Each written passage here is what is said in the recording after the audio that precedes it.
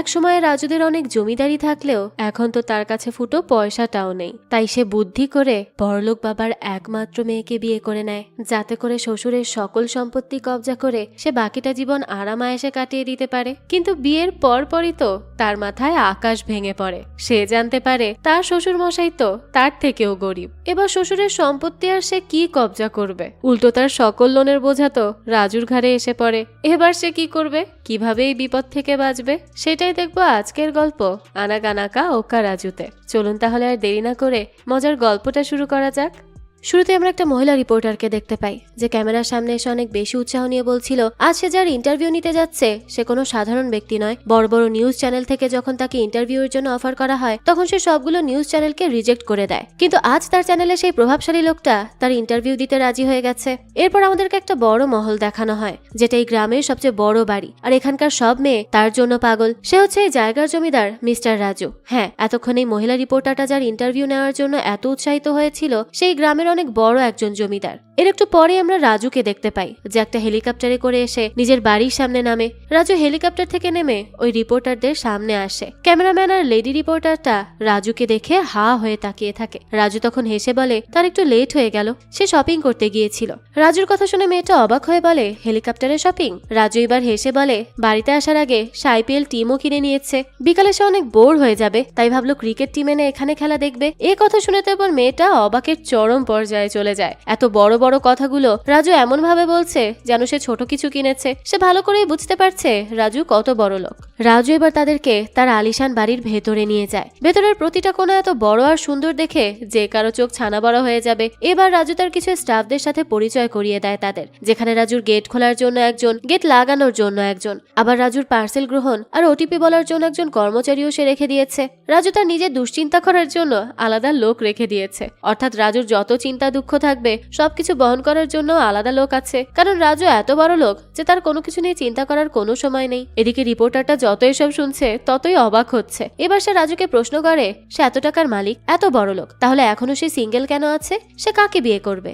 এই কথা শুনে রাজু হেসে এবার তাদেরকে তার বাড়ির পুলের সাইডে নিয়ে যায়, যেখানে অনেকগুলো সুন্দর সুন্দর মেয়েরা ছিল আর সবাই রাজুকে ভালোবাসতো। তাই রাজু কাকে রেখে কাকে বিয়ে করবে সেটা ডিসাইড করতে না পেরে এখনো বিয়েই করেনি। এসব কথা শুনে তো এবার মেয়েটার অনেক বেশি ভালো লাগে রাজুকে। রাজু এবার সবার সাথে পার্টি করতে থাকে। সে একটা মেয়ের কাছে গিয়ে মালদ্বীপের টিকিট দেয় আর বলে তারা সামনের সপ্তাহে মালদ্বীপ যাচ্ছে। কিন্তু এই কথা শুনে মেয়েটা রাজুকে বলতে থাকে যে সে তাকে টাকা দিচ্ছে না কেন, তার ডিটারজেন্ট লাগবে। এই শুনে তো রাজু অবাক হয়ে যায়। আর এরপরই আমরা দেখতে পাই এতক্ষণে যা যা কিছু দেখানো হয়েছে তা সবই ছিল রাজুর স্বপ্ন। বাস্তবে তো রাজুর মা এখানে রাজুকে বকেই যাচ্ছে আর তাকে ডিটারজেন্ট নিয়ে আসতে বলছে। রাজু এবার নিজের স্বপ্ন থেকে উঠে স্বপ্নের থেকে একদম উল্টো সবকিছু দেখে। এরপর তার একজন লোককে জিজ্ঞেস করে সে এখন কোথায় আছে। তখন লোকটা জানায় রিয়েলিটিতে, অর্থাৎ রাজুর এসব স্বপ্ন সম্পর্কে সবারই ধারণা আছে। রাজু সবসময় চায় তার অনেক ধন সম্পদ থাকুক, সে জমিদার হতে চায়। তবে সে একজন জমিদারের নাতি হলেও তাদের কোনো টাকা পয়সা নেই। তবুও এত বড় বাড়ি দেখে গ্রামের সবাই এখনো ভাবে হয়তো রাজুদের অনেক টাকা।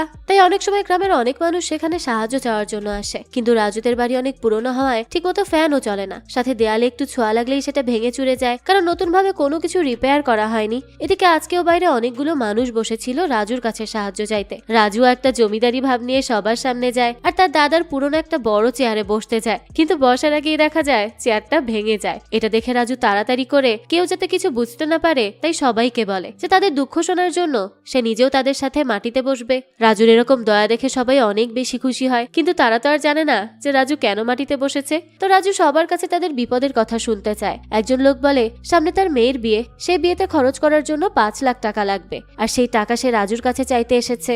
এতগুলো টাকার কথা শুনে রাজু তো থতমত খেয়ে যায়, তবে কাউকে কিছু বুঝতে না দিয়ে বলে মেয়ে মানুষেরা তো তাড়াতাড়ি বিয়ে দেওয়ার দরকার কি, মেয়েদেরকে পড়াশোনা করানো উচিত। এইবার লোকটা রাজুর কাছে 10 লাখ টাকা চায়, কারণ বিয়ের খরচের থেকে পড়াশোনার খরচ বেশি। এখন রাজু লোকটাকে বলে থাক থাক, মেয়েকে বিয়েই দিয়ে দাও। এরপর সে তার একটা খানদানি বক্স বের করে, যেখানে আগেকার রাজারা স্বর্ণ ডায়মন্ড এসব রাখতো। কিন্তু রাজু বক্সটা খুলে দেখে সেখানে সুই সুতা রাখা আছে। এটা দেখে সে তাড়াতাড়ি বক্সটা বন্ধ করে দেয় আর লোকগুলোকে বলে এখন তারা ডায়মন্ড গুলোকে পলিশ করতে দিয়েছে, দিচ্ছে, আগামী সপ্তাহে তারা টাকা পেয়ে যাবে। লোকগুলোও তখন খুশি হয়ে চলে যায়। কিন্তু বেচারা রাজুর তো নিজের খরচ করার জন্যই টাকা নেই, অন্য কাউকে সে কিভাবে টাকা দিবে? তবে এরপরেও সে কোনোভাবে কাউকে বুঝতে দেয় না যে তারা গরিব। পরের দিন রাজুর দাদার জন্মদিন ছিল। বাড়ির সবাই রাজুর দাদার ছবির সামনে এসে তার জন্য প্রার্থনা করে। রাজু তার দাদার ছবির সামনে এসে উইশ করার বদলে উল্টো নিজের জুতো খুলে মারতে যায়, কিন্তু তার আগেই রাজুর বন্ধু এসে তাকে থামায়। এখানে আমরা জানতে পারি রাজুর দাদা তার সময়ে অনেক বড় একজন জমিদার ছিল। টাকা পয়সা সম্পদ কোনো কিছুরই অভাব ছিল না তার। তবে তার একটা সমস্যা ছিল,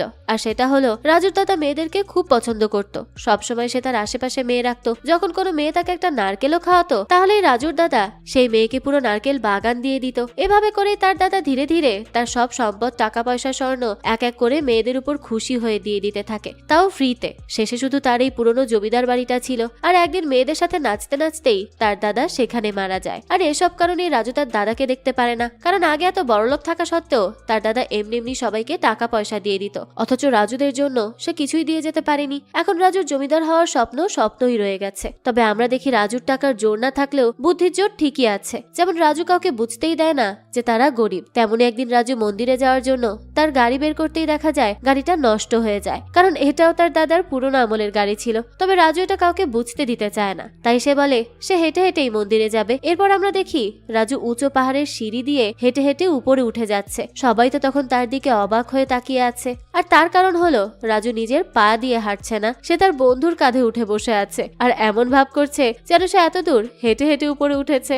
একদিন দেখা যায় রাজুর ছোটবেলার বন্ধুর বিয়ের ইনভিটেশন আসে তার কাছে। রাজুও তার বন্ধুদের নিয়ে বিয়ে বাড়ির উদ্দেশ্যে যায়। গাড়িতে রাজু তার এক লোককে বলে একটা খামে 116 টাকা ভরে তার বন্ধুকে গিফট হিসেবে দিতে। এ কথা শুনে লোকটা রাজুকে জিজ্ঞেস করে এত কম টাকা সে কিভাবে দিবে কাউকে? এবার রাজু হেসে বলে তার বন্ধু বুচ্চি সে যেমন তেমন ছেলে না।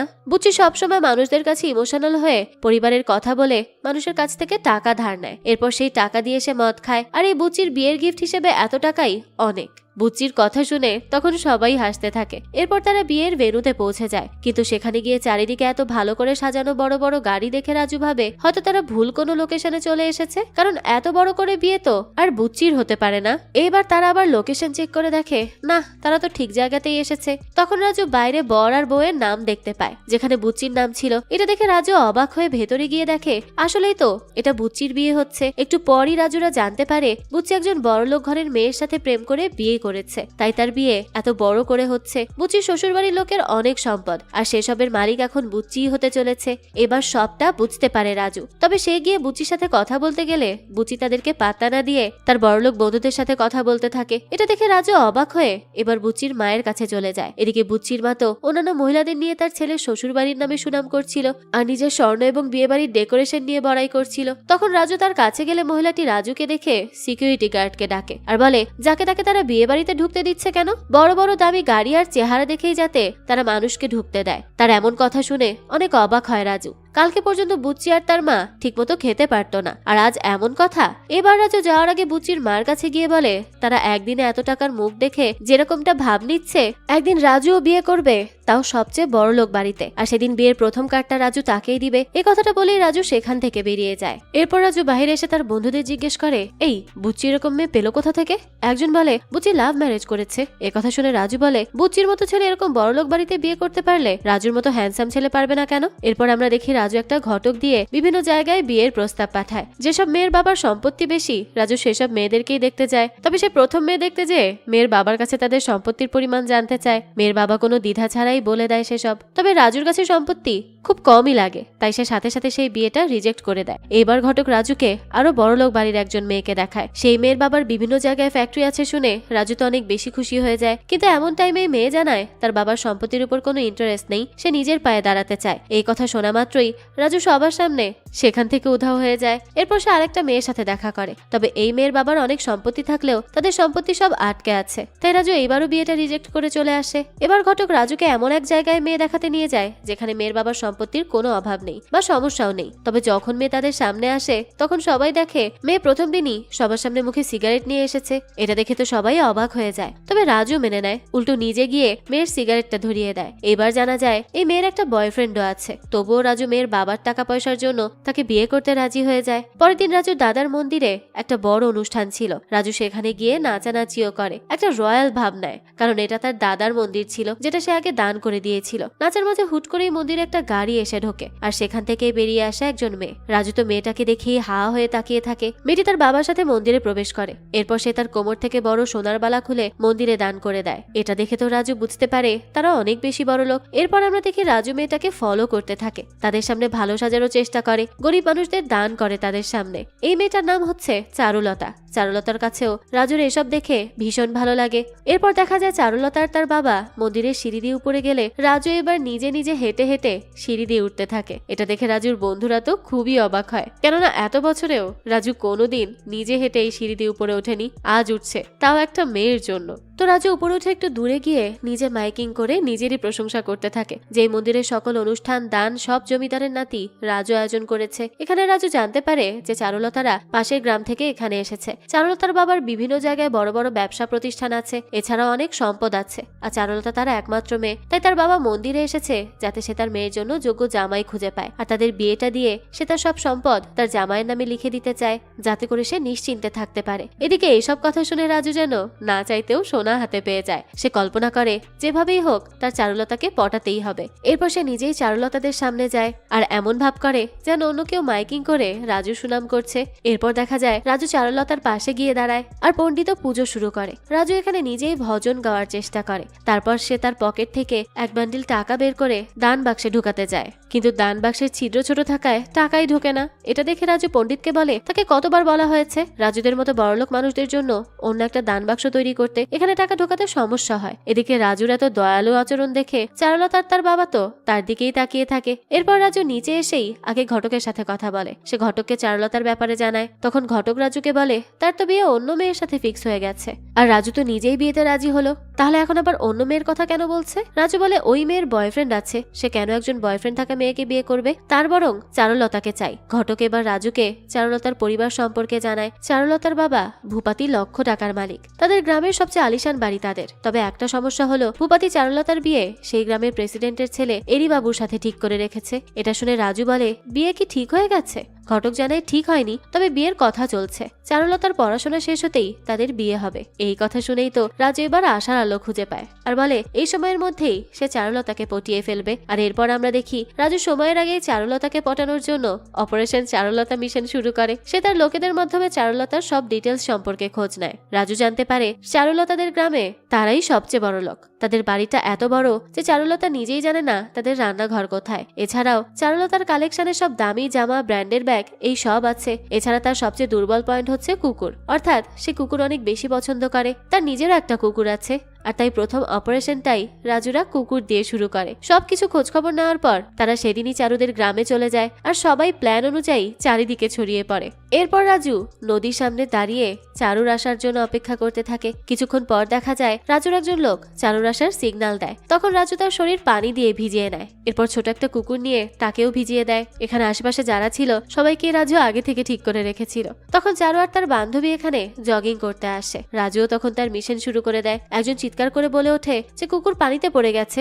এটা শুনে আশেপাশের সবাই সেখানে গিয়ে ভিড় জমায়। চারুরাও দৌড়ে সেখানে যায়। এবার রাজু চারুকে দেখে কুকুরকে বাঁচানোর নাটক করে। চারু তো এটা দেখে রাজুর উপর ফিদা হয়ে যায়, কারণ রাজু নিজের জীবন বাঁচিয়ে রেখে কুকুরকে বাঁচিয়েছে। তখন আরো একটা নাটক শুরু হয়। রাজু রেডি করা আরেকজন পিচ্চি ছেলে এসে তার কুকুরকে বাঁচানোর জন্য রাজুকে ধন্যবাদ জানায় আর সবার সামনে রাজু সুনাম করতে থাকে। এই সুযোগে ছোট ওই চালাক ছেলেটাও সবার সামনে রাজুর কাছ থেকে টাকা চেয়ে বসে। রাজু তখন চারুর দিকে তাকিয়ে আর কিছু বলতেও পারে না, বাধ্য হয়ে টাকা দিয়ে দেয়। তখনই কুকুরটা রাজুর কোলে হিসুও করে দেয়। রাজু প্রথমে কুকুরটাকে ফেলে দিতে যেও আবার চারুকে দেখে থেমে যায়। এরপর সে কুকুরটাকে ছেলেটার কাছে দিয়ে দেয়। এরপর সে ভাব দেখিয়ে চলে যেতে নেয়। তখনই পেছন থেকে চারু তাকে ডাকে। রাজু তো অনেক বেশি খুশি হয়ে যায়, কিন্তু চারুর সামনে এমন ভান করে যে সে চারুকে চেনেই না। তখন চারু রাজুকে বলে যে ওই দিন রাজুকে সে মন্দিরে দেখেছে। এটা শুনে রাজু সুযোগে চারুর সাথে আরো কথা বলে। এরপর সেখান থেকে চলে যায়। তো রাজুর প্ল্যানের স্টেজ নাম্বার 2 শুরু হয় এরপর, অর্থাৎ এখনো তার চারুকে পটানো হয়নি। সে এবার চারুর কলেজে চলে যায়, তবে সে কিছুতেই তাকে বুঝতে দেয় না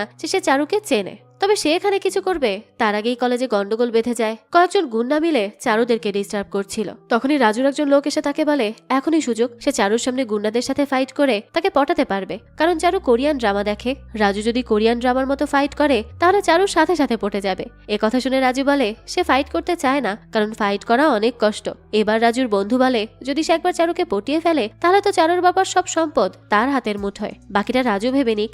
কথা শোনা মাত্রই তো রাজু তখনই ওই গুন্ডাদের সামনে গিয়ে দাঁড়ায়। চারু সহ সবাই রাজুর এন্ট্রি দেখে অবাক হয়ে যায়। এবার রাজু একটা গুন্ডাকে মেরে দৌড়াতে থাকে। তখন বাকি গুন্ডারাও তার পেছন পেছন আসে। রাজু এবার একটা গ্যারেজে ঢুকে যায়। গুন্ডারাও সেখানে ঢুকে রাজুকে মারতে। সবাই তো এখানে হা হয়ে শুধু রাজুকেই দেখছে। রাজু এবার সবাইকে বাইরে রেখে গ্যারেজের শাটার বন্ধ করে দেয়। এইবার আমরা দেখি রাজু গুন্ডাদের সাথে ফাইট করার বদলে তাদের কাছে রিকোয়েস্ট করে তারা যাতে তাকে না মারে, তারা কথা বলেই সব সমাধান করে ফেলবে। লোকগুলো এবার রাজুর দিকে এগিয়ে এসে জিজ্ঞেস করে কি কথা। রাজু এবার নিজের কুল গেট আপ ছেড়ে গুন্ডাগুলোর কাছে এসে ইমোশনাল ব্ল্যাকমেইল করে যে তারা ছোটখাটো এই গুন্ডামি আর কতদিন করবে। মানুষ চা বিক্রেতা থেকে মিনিস্টার হয়ে যাচ্ছে, যদি তারাও চায় তাহলে তাদের আর এরকম ছোটখাটো গুন্ডামি করতে হবে না। তারা বড় বড় গুন্ডামি করতে পারবে, যেমন ব্যাংক লুট করা, জমি কেড়ে নেওয়া।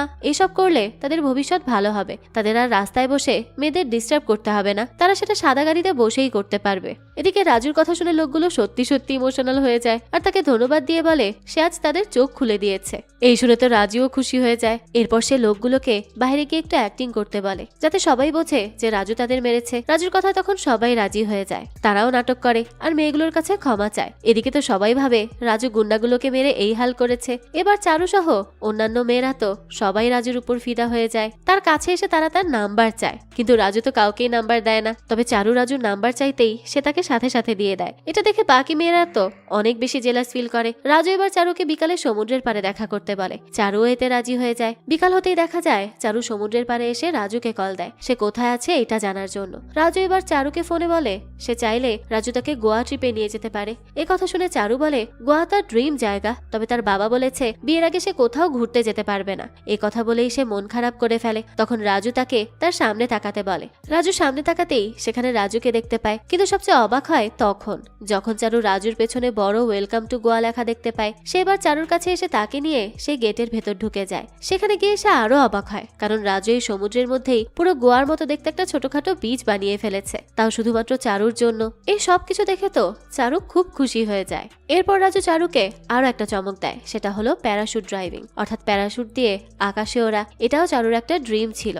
রাজু যে এভাবে তার ড্রিমগুলো পূরণ করবে তা তো চারু ভাবতেও পারেনি, তাই সে খুব খুশি হয়। এরপরই তারা দুজন মিলে প্যারাশুটে উঠে যায়। এভাবেই সবাই খুব মজা করতে থাকে। এর মধ্যেই তাদের যাওয়ার সময় হয়ে যায়, তাই তারা নিচে নেমে আসে। আর তখনই চারু সবার সামনে রাজুকে জড়িয়ে ধরে আর তাকে অনেক ধন্যবাদ দেয়। রাজু বুঝতে পারে চারু এখন পটে গেছে, তাই সেও অনেক বেশি খুশি হয়। তবে এরপর থেকে শুরু হয় রাজুর অপারেশনের স্টেজ নাম্বার 4, অর্থাৎ ইগনোর করা। কিছুদিন যেতেই রাজু চারুর ফোন কল ওঠানো বন্ধ করে দেয়। সে তাকে ইগনোর করা শুরু করে। চারু তো তখন পাগল হয়ে তাকে কল করতে থাকে। রাজু তখন ফোনটা সুইচ অফ করে দেয়। হঠাৎই রাজুর এমন পরিবর্তন দেখে চারু অনেক বেশি চিন্তিত হয়ে পড়ে। অন্যদিকে রাজু চারুর জন্য আর একটা প্ল্যান শুরু করে। দেখা যায় রাস্তায় যে কোনো আশেপাশে রাজু গিয়ে চারুর সামনে দাঁড়ায়। রাজু চারুকে দেখে তার কাছে যেতে নিলেই একটু পর দেখা যায় সেটা রাজু ছিল না, বরং অন্য কাউকে দেখে চারু রাজু ভেবেছে। অর্থাৎ রাজু এটাই চায় যাতে চারু সবসময় মনে করে যে সে রাজুকে ছাড়া এক মুহূর্তও থাকতে পারবে না। এরকমটা করার প্রধান কারণ হলো ভূপাতি চারুর বিয়ে আগেই ফিক্স করে রেখেছে মিনিস্টারের ছেলে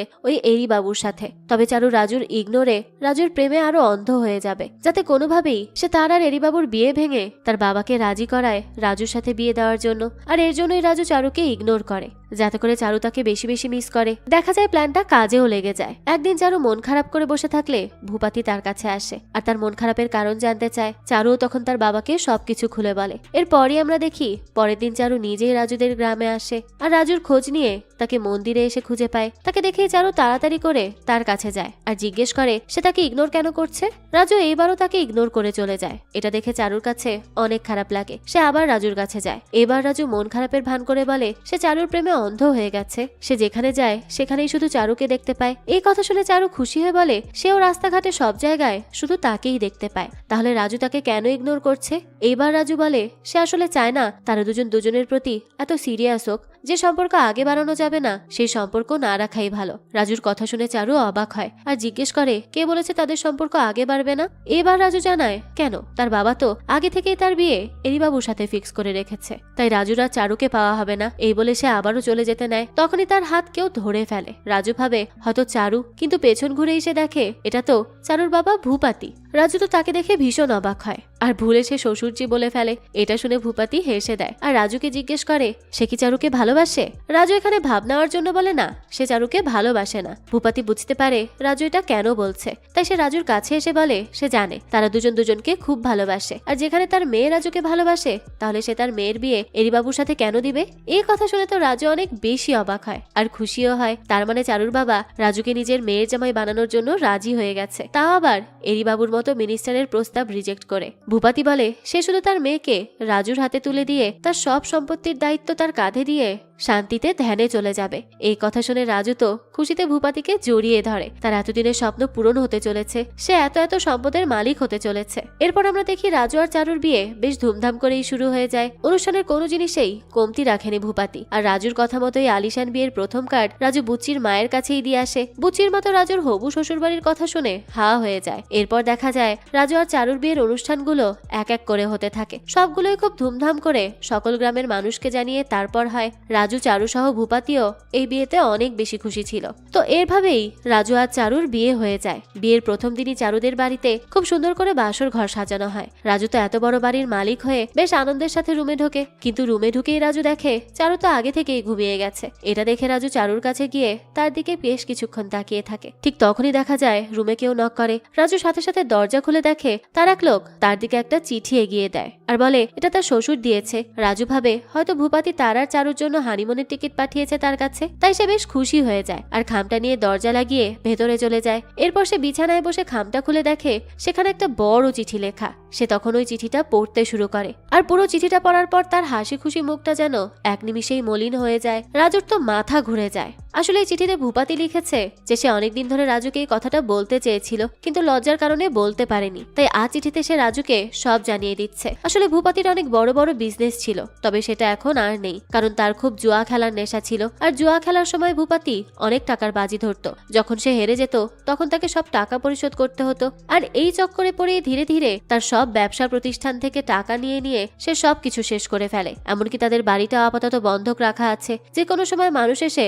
বাড়িটা নিয়ে যেতে পারে। আর তাই সে তার মেয়ে চারুর জন্য একজন যোগ্য জামাই খুঁজছিল, আর রাজুকেই তার যোগ্য মনে হয়েছে, তাই সে রাজুর সাথেই চারুর বিয়ে দিয়ে তার সব দায়িত্ব তার কাঁধের উপর দিয়েছে। এখন সে শান্তিতে ধ্যানে বসবে। এই পুরো কথাটা পড়ে তো রাজুর অবস্থা খারাপ, আর সেই সময় তার খাটটাও ধপাস করে ভেঙে পড়ে। রাজু তো তখন স্তব্ধ হয়ে সেখানেই বসে থাকে। এর মানে ভূপাতি রাজুকে যেসব দায়িত্ব কাঁধে নেওয়ার কথা বলছিল সেগুলো সব ভূপাতির করা লোনের দায়িত্বের কথা বলা হয়েছে।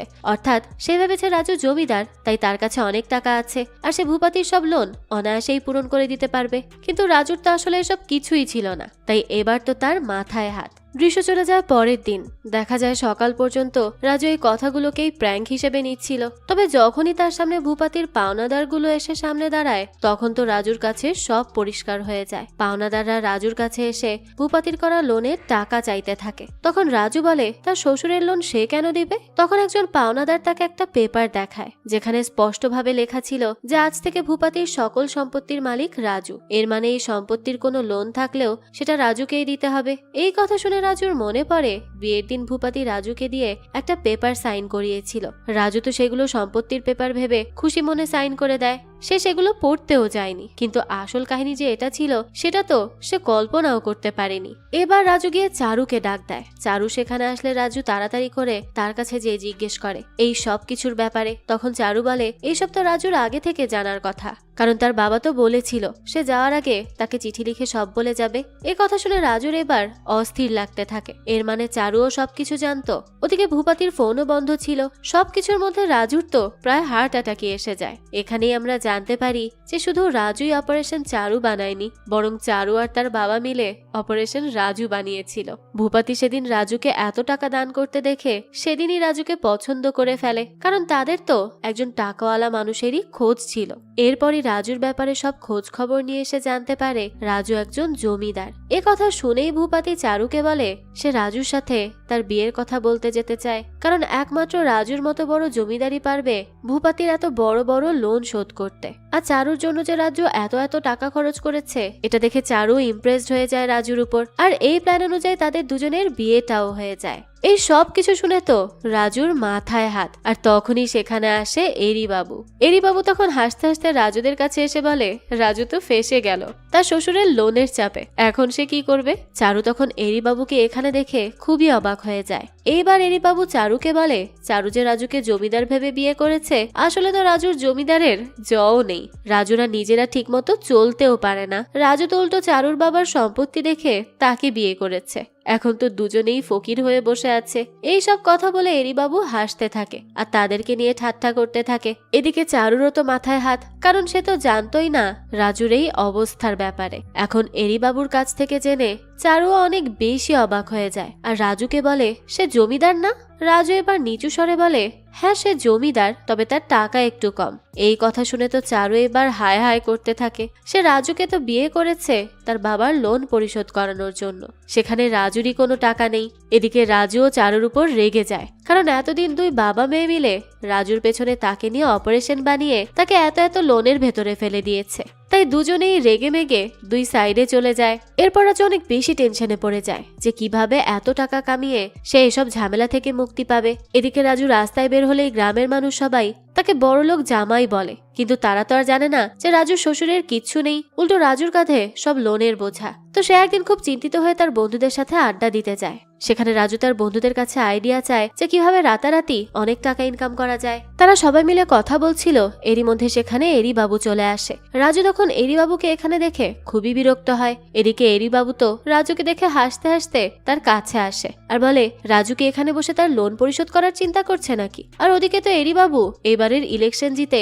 এখানকার প্রেসিডেন্ট হতে চলেছে। তার এসব কথা শুনে হঠাৎ করেই রাজুর মাথায় একটা বুদ্ধি চলে আসে। এরপরই আমরা দেখতে পাই এরি বাবু একটা সরকারি অফিসে এসে অফিসারকে বলে সে তো এমনিতেই প্রেসিডেন্ট হিসেবে জিতে যাবে, তার আবার ইলেকশন করতে হবে কেন। তখন একজন লোক এসে এরি বাবুকে জানায় তার অপোজিটে আর একটা পজিশন আসছে, অর্থাৎ এবার এরি বাবুর অপর সাইডেও আরেকজন প্রার্থী দাঁড়িয়েছে। এই কথা শুনে এরি বাবু তো ভীষণ অবাক হয়ে যায় আর দ্রুত বাহিরে এসে দেখে রাজু তার দলবল নিয়ে এখানেই আসছে, অর্থাৎ রাজুই এরি বাবুর অপোজিট পজিশনে দাঁড়িয়েছে। সে তো রাজুকে দেখে জিজ্ঞেস করে সে এখানে কি করছে। রাজু তখন হেসে বলে সাদা কাপড় পরে লাখো টাকা কামানোর আইডিয়া এরি বাবুর মতো 3 পাস ছেলের আসতে পারে, তাহলে রাজু তো 10 পাস, তার মাথায় আসতে পারবে না কেন। তাই সামনের ইলেকশনে এরি বাবুর বিরুদ্ধে ইলেকশন লড়াই করে রাজু প্রেসিডেন্ট হবে। এই কথা শুনে তো এরি বাবু হা হয়ে যায়। তখন রাজু তার কাছে এসে বলে ইলেকশন জিতে 5 বছর প্রেসিডেন্টের চেয়ারে বসে সে সব কালো টাকা জমিয়ে তার শ্বশুরের সব লোন পরিশোধ করে দিবে। এই বলেই সে হাসতে থাকে। এরপর তাকে অল দ্য বেস্ট জানিয়ে ভেতরে চলে যায়। রাজু ভেতরে বসে থাকা লোককে বলে সে যাতে তার নাম আর নমিনেশনটা লিখে দেয়, অর্থাৎ রাজু এখন একজন প্রার্থী হিসেবে যোগ দিবে এরি বাবুর মতো। লোকটা এবার রাজুর নমিনেশনের রেজিস্ট্রেশনের জন্য তার কাছে টাকা চায়। টাকার কথা শুনে রাজু তাকে বলে সে তার কাছ থেকে চাঁদা চাচ্ছে নাকি। নমিনেশন দেওয়ার জন্য সরকার কখনো টাকা চাইতে বলেনি, আর এসব চাঁদাবাজি বন্ধ করার জন্য রাজু রাজনীতিতে নেমেছে। রাজুর এসব কথা তো লোকটা মোটেও মানতে চায় না। এবার রাজু তার ফোন বের করে আর লোকটাকে ভিডিও করার হুমকি দেয়, কারণ সে এখন লোকটার জালিয়াতি করার ভিডিও সোশ্যাল মিডিয়াতে ছেড়ে দিলে সবাই সব দুর্নীতি জেনে যাবে তার, তখন তো তাকেই বিপদে পড়তে হবে। তাই রাজুকে এরকম ক্যামেরা বের করতে দেখে লোকটা এবার থেমে যায় আর রাজুকে ক্যামেরা বন্ধ করতে বলে। এরপর সে কোনো টাকা ছাড়াই রাজুর নাম নমিনেশনে লিখে দেয়। এটা দেখে তো রাজু অনেক বেশি খুশি হয়। এরপর তাকে প্রার্থী হিসেবে একটা প্রতীকও দেওয়া হয়, অর্থাৎ যেই প্রতীকের মাধ্যমে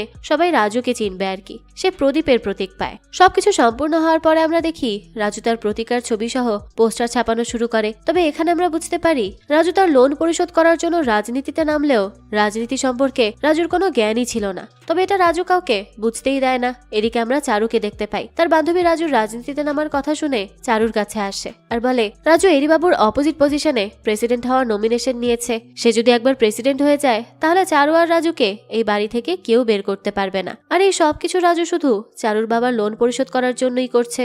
চারু আর রাজু মিলে যদি কোনোভাবে ইলেকশনে জিতে যায় তাহলে তারা এই বাড়িটাকে বাঁচাতে পারবে। চারু তখন তার ফ্রেন্ডের কথা শুনে একটু ভাবতে থাকে। এরপর সে ডিসাইড করে ফেলে যে সে এখন থেকে রাজুর পাশেই থাক। এদিকে রাজু তার প্রচার প্রচারণা শুরু করে দেয়, বিভিন্ন জায়গায় বড় বড় ব্যানার টানাতে থাকে। তবে আমরা দেখি তার প্রচার করার জন্য অথবা তার ফ্যান বলতে তার কয়টা বন্ধু ছাড়া আর কেউই নেই। রাজু কারো কাছে নিজের জন্য ভোট চাইতে গেলে কেউ তাকে তেমন পাত্তাই দেয় না। তবে রাজু এসবে থেমে থাকে না, সে নিজেই এরিবাবুর বিরুদ্ধে দাঁড়িয়ে নিজের প্রচারণা করতে থাকে। তাই সে এবার সেই ছোট্ট ছেলেটাকে বলে সে যেন তার সভায় অনেকগুলো মানুষ নিয়ে আসে, রাজু সেখানে ভাষণ দিবে। তো রাজু তারপর তার ভাষণ প্র্যাকটিস করছিল। তখনই ওই ছেলেটা এসে রাজুকে জানায় যে সব মানুষ রেডি। রাজু তো ভাবে তার ভাষণ শোনার জন্য অনেক মানুষ এসেছে, তাই সে সেরকমই প্রস্তুতি নিয়ে স্টেজে উঠে যায়। তবে দেখা যায় সেখানে তো মাত্র 2 জন ছাড়া আর কোনো মানুষই আসেনি। রাজু তো এবার ছেলেটাকে জিজ্ঞেস করে কি ব্যাপার, বাকি লোকজন কোথায়? ছেলেটা জানায় সবাই এরিবাবুর ভাষণ শুনছে।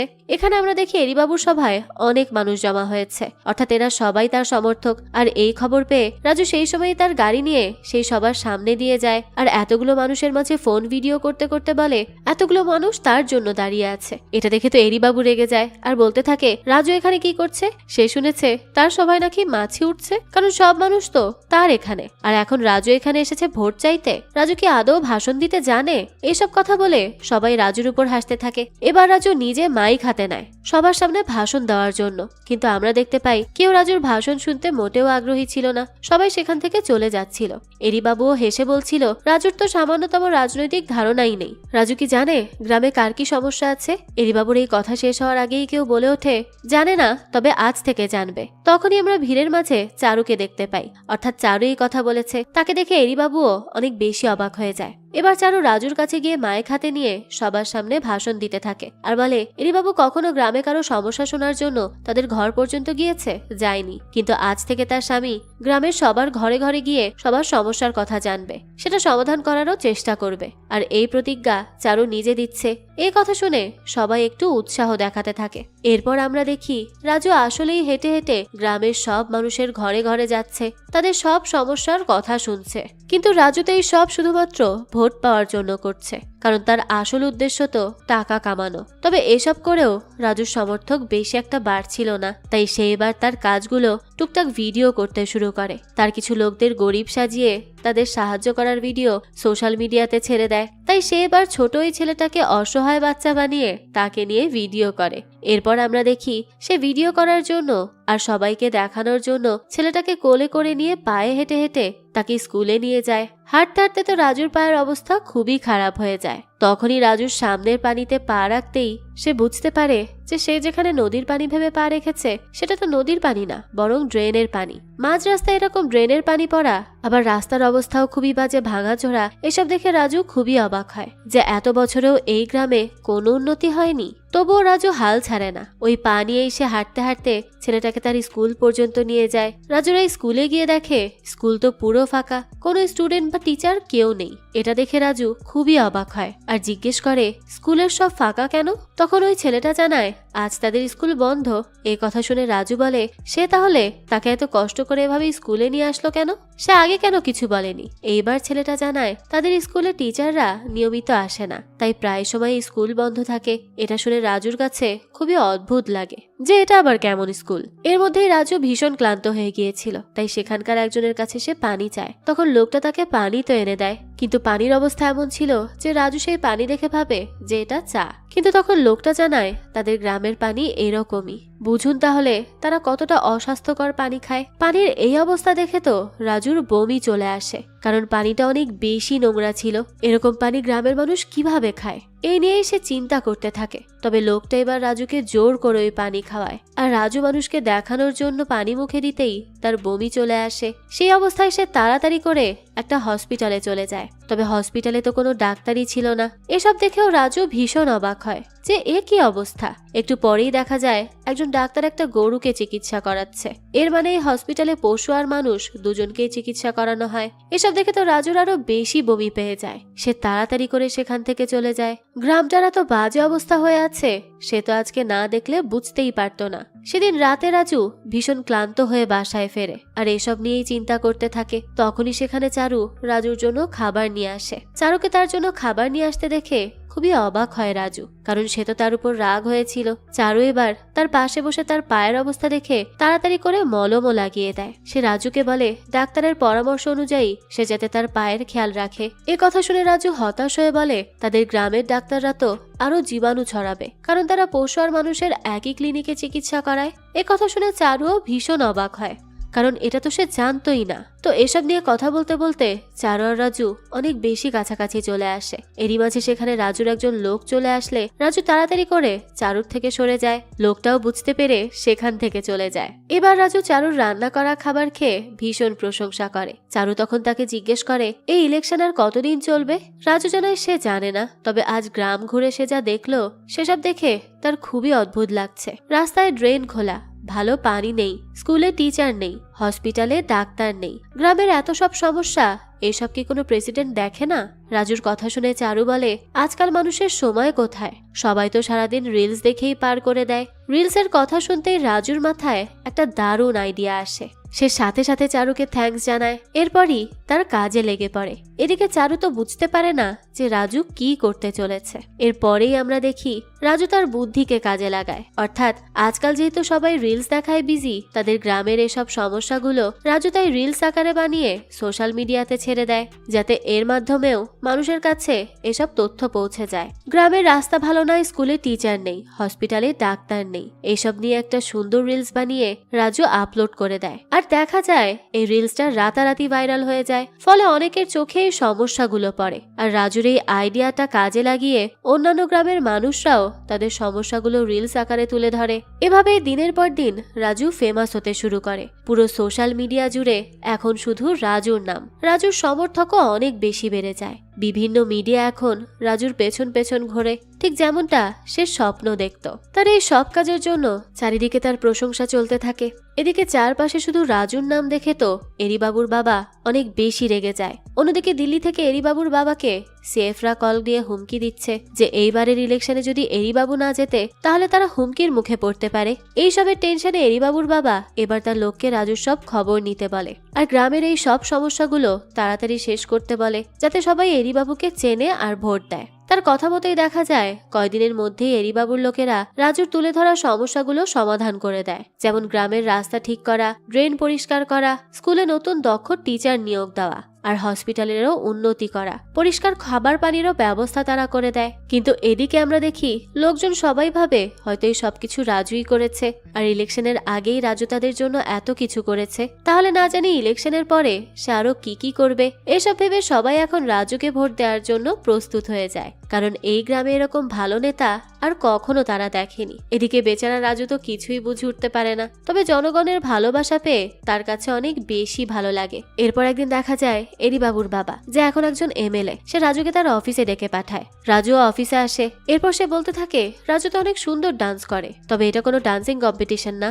এটা রাজনীতি। রিলস এনে যে লাইক পাওয়ার মতো ইলেকশনে ভোট পাওয়া এত সোজা না। তার কথা শুনে রাজু হেসে জবাব দেয়, দেখা যাবে কে কত ভোট পাবে।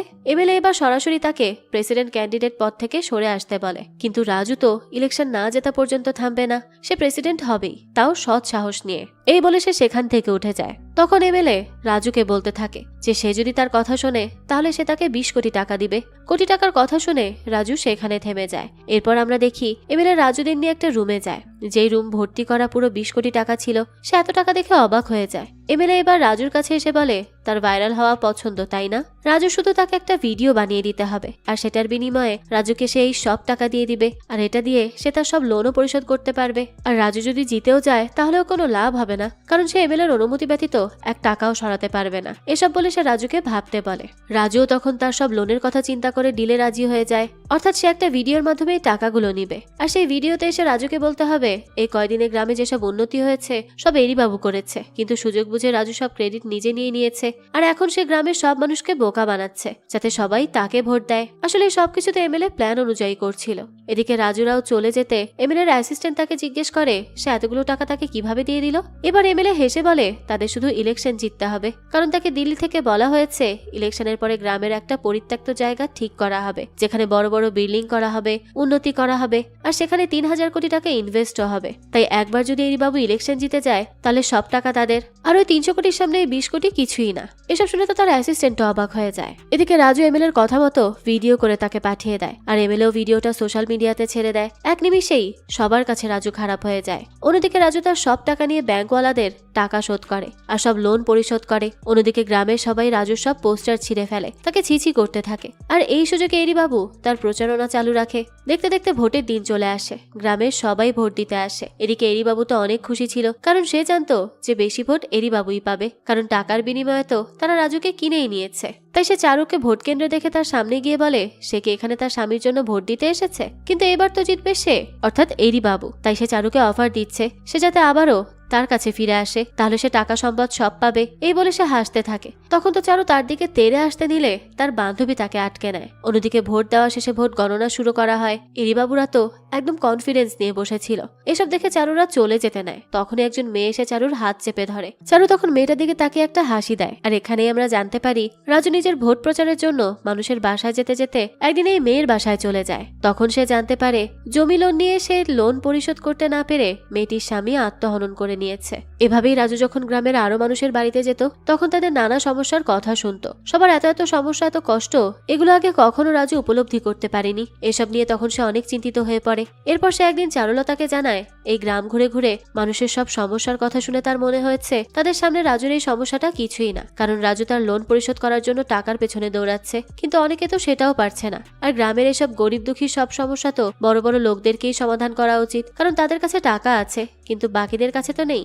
এখন গ্রামের সবাই রাজুর উপর একটু ভরসা রাখতে পেরেছে, তাই সে এবার সেই সব মানুষদের ভরসা ভাঙতে চায় না। এরপর দেখা যায় রাজু আসলে সেদিন ওই ব্যাংকারদের নিজের বাড়ির লোনের টাকা পরিশোধ করেনি, বরং গ্রামে যে সকল মানুষদের জমি আটকে ছিল টাকার জন্য সেসব জমি ছাড়ানোর জন্য সব টাকা সে দিয়ে দেয়। এরপর সবাইকে সবার জমির ডকুমেন্টস বানিয়ে সেগুলো তাদের হাতে তুলে দেয়। আর এই পুরোটা সময় চারু রাজুর পাশেই ছিল। রাজু তো প্রথমে শুধুমাত্র নিজের লোন পরিশোধ করার জন্য রাজনৈতিক দুর্নীতির পথ বেছে নেয়, যেখানে দুর্নীতি করলে টাকার অভাব হবে না। তবে যবে থেকে সে গ্রামের মানুষের ভরসা আর ভালোবাসা পেতে শুরু করেছে তবে থেকে রাজুর জীবন বদলে গেছে। সে এখন আর নিজে বড়লোক হওয়ার কথা ভাবে না। সে চায় তার গ্রামের সবগুলো মানুষ ভালোভাবে জীবন যাপন করুক, কেউ যাতে অসহায় না থাকে। আর এইসব উপলব্ধি করার পর থেকেই সে আর কখনো টাকার লোভে পড়েনি। সে মানুষের সেবা করে গিয়েছে। এর বিনিময়ে গ্রামের মানুষদের কাছ থেকে সে যে ভালোবাসা পেয়েছে সেটা রাজু আর কখনো পায়নি। আর তার এই সমাজ সেবার মাধ্যমেই গ্রামের মানুষ আবারও তার পক্ষে চলে যায়। অর্থাৎ আজকে ভোটের দিনে রাজুকেই সবাই ভোট দেয়। একটু পর যখন ভোটের রেজাল্টের অ্যানাউন্সমেন্ট করা হয় তখন জানা যায় এরিবাবুর থেকে অধিক ভোট পেয়ে রাজু ইলেকশনে জিতে প্রেসিডেন্ট হয়ে গেছে। অর্থাৎ রাজু এরিবাবুর মতো দুর্নীতি করে ইলেকশন জেতার চেষ্টা করেনি, সে সৎ সাহস নিয়ে সবার ভালোবাসা পেয়ে তারপরেই বিজয়ী হয়েছে। এদিকে রাজুর জিতার কথা শুনে তো এরিবাবু সহ তার দলের সবাই অনেক বেশি অবাক হয়। সে রেগে মেগে যে রাজুকে ভোট দিয়েছে তাদের সবাইকে মারতে থাকে। এটা দেখে চারু এরিবাবুর কাছে যায় আর বলে তার স্বামী এরিবাবুর কাছ থেকে 2-4 ভোট পেয়ে জেতেনি, বরং হাজার হাজার ভোট বেশি পেয়ে প্রেসিডেন্ট হয়েছে। এ কথা বলতে এরিবাবু এবার চারুকে ধাক্কা দিয়ে ফেলে দেয়, আর সাথে সাথে সেখানে একটা লাঠি এসে এরিবাবুর মুখে লাগে। সেই সময় আমরা হিরো স্টাইলে এন্ট্রি নিতে দেখি রাজুকে। অর্থাৎ এরিবাবু তার স্ত্রীর গায়ে হাত তুলেছে আর সে চুপ করে বসে থাকবে, এটা তো কখনো হবে না। তো এখানে রাজু আর এরিবাবুর দারুণ ফাইট হয়। রাজু তো একাই এরিবাবুর সব গুন্ডাকে মেরে তাকেও মেরে সবার সামনে ফেলে দেয়। এরপরই সে চারুর কাছে আসে। গ্রামের সবাই তখন রাজুকে বাহবা দিচ্ছিল। এমন সময় সবার মাঝ থেকে ফিরে আসে ভূপাতি, অর্থাৎ চারুর বাবা। তাকে দেখে তো চারু আর রাজু অনেক বেশি চিন্তিত হয়ে যায় যে আবার কোন লোন নিয়ে এসেছে কে জানে। তবে এইবার ভূপাতি এসে রাজুকে একটা সুখবর দেয়, আর সেটা হলো তাদের সামনে যে গ্রামটা উন্নত হতে যাচ্ছে সেখানে ভূপাতিরও অনেক বড় জমি আছে। আগে সেই জমির কোনো দাম ছিল না, কিন্তু এখন সেখানে ব্রিজ হলে জমির দাম অনেক বেড়ে যাবে, আর এইসব জমি রাজু একাই পাবে। এই কথা শুনে তো রাজু আসলেই খুশি হয়ে যায়, কারণ অবশেষে তার শ্বশুরের জমির ভাগ পাওয়ার স্বপ্নটা তার পূরণ হতে যাচ্ছে। এদিকে নিউজ চ্যানেলের মানুষ এসে রাজুর ইন্টারভিউ নেওয়া শুরু করে, তাও নতুন প্রেসিডেন্ট হিসেবে, ঠিক যেমনটা রাজু কল্পনা করত। সেটাই আজ সত্য হয়ে গেল। তার কল্পনার ইন্টারভিউ দিয়ে শুরু হওয়া গল্পটা বাস্তবেও ইন্টারভিউ দিয়েই শেষ হয়ে যায়। আসলে এখানে আমাদের সামনে অনেক বাস্তব চিত্র তুলে ধরা হয়েছে। সব দেশে এমন অনেক গ্রাম বা জায়গা আছে যেগুলোর উন্নতি করার ভরসা দিয়ে অনেক নেতারা ভোট চেয়ে নিলেও সাধারণ জনগণের ভোট পেয়ে যাওয়ার পর তাদের আর দেখা যায় না। উন্নতি করা তো দূরের কথা, বরং তারা নিজেরাই দুর্নীতি করে কোটি কোটি টাকা এভাবে সরিয়ে নিচ্ছে। তবে যেসব জনগণের জন্য তারা এত দূর যেতে পেরেছে, জেতার পর সেসব জনগণের কথাই তারা মাথায় রাখে না। তাই আমাদের প্রতিটা সমাজে রাজুর মতো করে একজন প্রেসিডেন্ট দরকার, যে নিজের জন্য না বরং সমাজের কল্যাণের জন্যই কাজ করে যাবে। তো এই তো ছিল আজকের গল্প। এই গল্পটা আপনাদের কাছে কেমন লেগেছে সেটা অবশ্যই আমাদেরকে কমেন্ট করে জানাবেন। যদি এতটুকুও ভালো লেগে থাকে তাহলে একটি লাইক দিয়ে যাবেন। আর হ্যাঁ, আমাদের এই চ্যানেলে কিন্তু প্রতিনিয়তই নতুন নতুন ভিডিও আপলোড করা হয়। সেই সব ভিডিওর আপডেট পেতে আমাদের চ্যানেলটিকে সাবস্ক্রাইব করে বেল আইকনে অল দিয়ে রাখতে কিন্তু ভুলবেন না। আর একটা কথা, আমাদের সকল ভিডিওর আপডেট পেতে জয়েন করতে পারেন আমাদের হোয়াটসঅ্যাপ চ্যানেলে, লিংক ডেসক্রিপশন বক্সেই দেওয়া আছে। আজকে তাহলে এই পর্যন্তই, আবারও হাজির হব নতুন কোনো ভিডিও নিয়ে। সেই পর্যন্ত সবাই ভালো থাকবেন আর আমাদের চ্যানেলের সাথেই থাকবেন। ধন্যবাদ।